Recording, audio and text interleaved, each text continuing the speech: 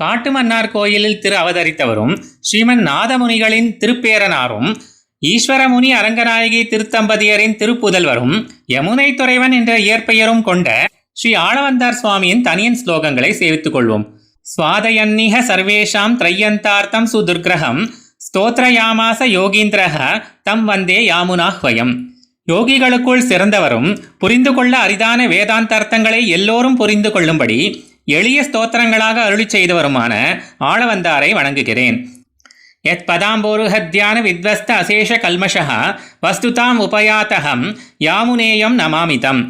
எவருடைய திருவடி தாமரைகளை பணிந்து தியானம் செய்வதன் மூலம் என் பாபங்கள் அனைத்தும் நீங்க பெற்றதோ, எதன் மூலம் இந்த உலகில் நான் ஒரு பொருளாக மதிக்கப்படும்படியாக உள்ளேனோ, அதாவது அசத்து என கிடந்த எனக்கு ஆத்மாவை காட்டி சத்தை தந்து எல்லா அஜ்ஞானங்களையும் துவம்சம் செய்து என்னை ஒரு பொருளாக உருவாக்கிய அந்த யாமுனாச்சாரியர் என்னும் ஆளவந்தாரின் திருவடிகளை தியானிக்கிறேன் என்கிறார் சுவாமி ராமானுஜர்.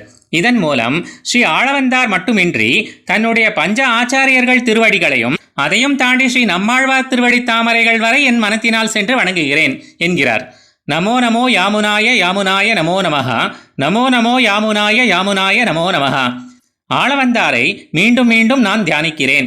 என்னால் அவரை வணங்குவதை நிறுத்த முடியவில்லை என்கிறார் சுவாமி ராமானுஜர்.